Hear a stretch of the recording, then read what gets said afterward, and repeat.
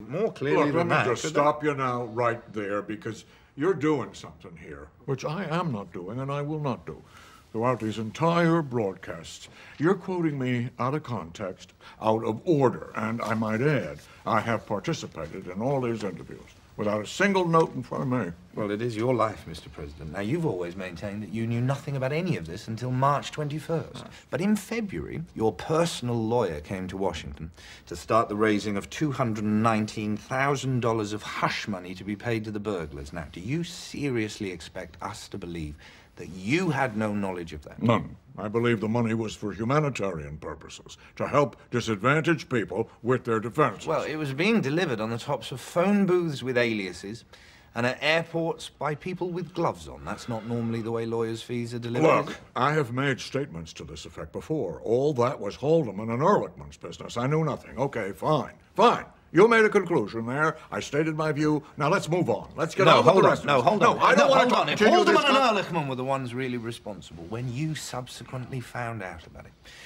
why didn't you call the police and have them arrested? Isn't that just a cover-up of another kind? Well, maybe I should have done that. Maybe I should have just called the feds into my office and said, hey, there's the two men. Haul them down to the dock, fingerprint them, and then throw them in the can. I'm not made that way. These men, Haldeman, Ehrlichman, I knew their families. I knew them since they were just kids. Oh, yeah, but you know, politically, the pressure on me to let them go, that became overwhelming. So I did it. I cut off one arm, then I cut off the other, and I'm not a good butcher. And I have always maintained what they were doing, what we were all doing, was not criminal. Look, when you're in office, you gotta do a lot of things sometimes that are not always, in the strictest sense of the law, legal. But you do them because they're in the greater interests of the nation. Right, wait, just so I understand correctly. Are you really saying that in certain situations, the president can decide whether it's in the best interests of the nation and then do something illegal? I'm saying that when the president does it, that means it's not illegal. I'm sorry? That's what I believe.